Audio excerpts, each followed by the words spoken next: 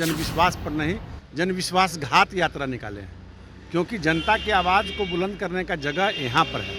आपको यहाँ आवाज़ बुलंद करना चाहिए। आपने ऐसा नहीं करके कि इनकी जेल यात्रा निकलने वाली है, जेल यात्रा निकलने वाली है, तो इसलिए घबरा करके जल्दी गांव में अपने जनता को बरगलाने के लिए गए हैं कि मेरे साथ ये अन्याय हो रहा है। इस 35 सालों में जो नौकरियां मिली हैं, बिहार में जो जाति आधारित गणना हुई है, सबसे ज़्यादा नौकरी कर खाई गई है, किसी की लूटी गई है तो मुसलमानों की है। मुसलमानों की 2,31,00,000 की आबादी में 3,68,000 की नौकरी की जगह। नमस्कार, मेरा नाम प्रेम है और आप लाइव स्ट्रीम देख रहे हैं। तेजस्वी यादव आज जो जन विश्वास यात्रा पर है वो निकले हैं, पर जेडीयू के नेता देखिए किस तरीके से गुस्से में है और तेजस्वी यादव के उन बयानों पर भी खूब बरस रहे हैं। देखिए, हमने बात किया है जेडीयू के कोटे से मंत्री हैं बिहार सरकार में श्रवण कुमार और बीजेपी के विधायक राम सूरत राय। उतना ही नहीं, देखिए एआईएमआईएम के विधायक अख्तरुल इमाम भी खूब बरस रहे हैं तेजस्वी के उस यात्रा पर। क्या कुछ कर रहे हैं, पहले आप वो सुने। यात्रा पर निकले हैं, उनको कौन रोक सकता है।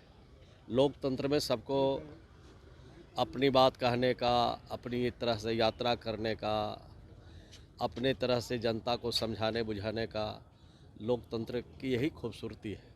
लेकिन पहले तो खेला यात्रा पर वो निकले थे, तो खेला यात्रा जब फेल हो गया, खेल यात्रा शायद था, खेला होगा, ये यात्रा जब फेल हो गया तो अब तरह तरह की यात्रा करेंगे तो उसमें कहाँ उनको सफलता मिलने वाली है। जब एक यात्रा फेल होता है तो हर यात्रा फेल हो जाता है। यानी जब नीयत साफ रहता है तब हर यात्रा सफल हो जाता है, लेकिन नीयत जब खराब रहता है तो कोई यात्रा सफल होने वाला नहीं है। लेकिन उनका कहना है कि नीतीश कुमार के पास कोई विजन ही नहीं है। अब नीतीश कुमार जी का विजन के परिचय के मोहताज नहीं है नीतीश कुमार जी। पूरा देश, पूरा दुनिया जानता है उनका सोच, उनका समझ, उनका विजन आज पूरी दुनिया में प्रचलित है, मशहूर है। कई राज्यों ने उनका सोच, कई विजन, कई काम को दूसरे राज्यों ने भी अपने राज्यों में उस सोच को, उस विजन को, उनके काम को अपने राज्यों में कई राज्य की सरकारें ने उतारा है। एवं भारत सरकार के ने भी कई योजनाओं को भारत सरकार ने भी सराहना की है और उसको कहा कि इसको देश भर में लागू करेंगे। तेजस्वी यादव पूछ रहे रीजन, आखिर क्यों, क्या रीजन रह गया जो महागठबंधन से अलग हो गया? अब वो तो खेला करने वाले थे तो इसलिए रीजन उनको पता ही है सर। जब जो खेला कर सकता है, खेला के बारे में लोगों को आगाह कर सकता है, तो उनको साफ पता है रीजन उन्हीं से पूछे तो ज़्यादा बेहतर है। धन्यवाद। अनुसार अपना काम करे, कोई यात्रा करे, कोई रैली करे, कोई प्रदर्शन करे, कोई जनता को के दिल को जीतने का काम करे। ये संसदीय लोकतंत्र की खूबसूरती है, लोकतंत्र की। लेकिन पहले तो उनका यात्रा, खेल यात्रा सफल नहीं हो सका, असफल हो गया। अब तो उनकी कोई यात्रा सफल होने वाली नहीं है।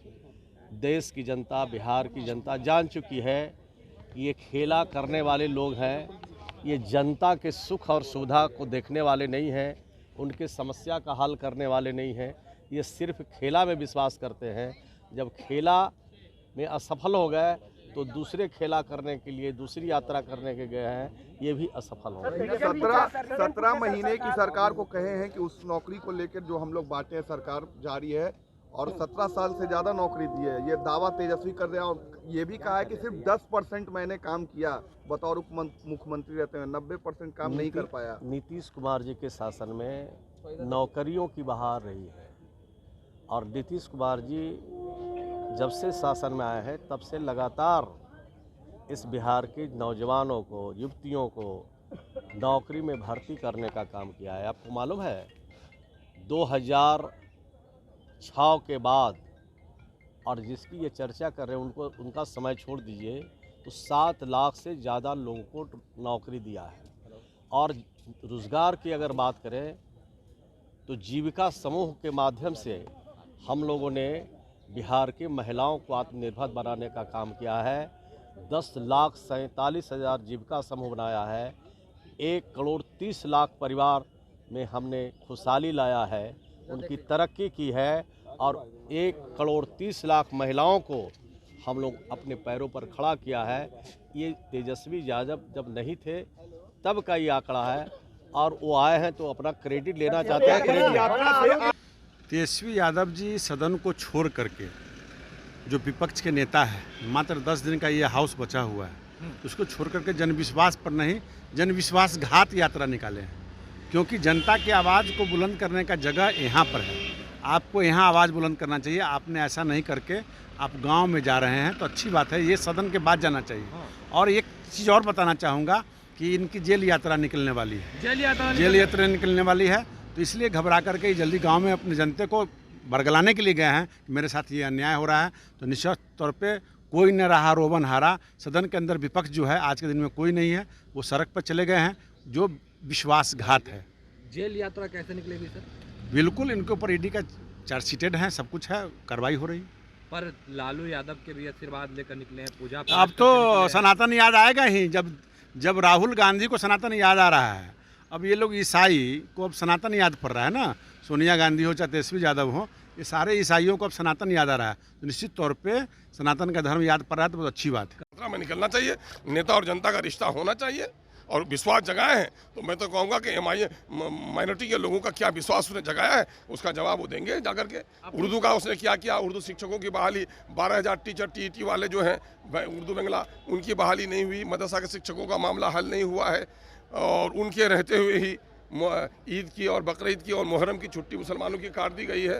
उर्दू के जितने संस्थान वो चौपट कर दिए गए हैं। सीमांचल में जो सीमांचल डेवलपमेंट कमीशन की गठन की बात कही थी उन्होंने, आज तक उसने नहीं किया है। ये बातें तो विश्वास की हैं, वो विश्वास अपने दिलाएंगे लोगों को। पर क्या लगता है लोकसभा के चुनाव होने फिर विधानसभा के, क्या लगता है इसका असर पड़ेगा तेजस्वी यादव के यात्रा का? भाई सवाल ये पैदा, वो नेता वो अपनी पार्टी के बारे में जाने।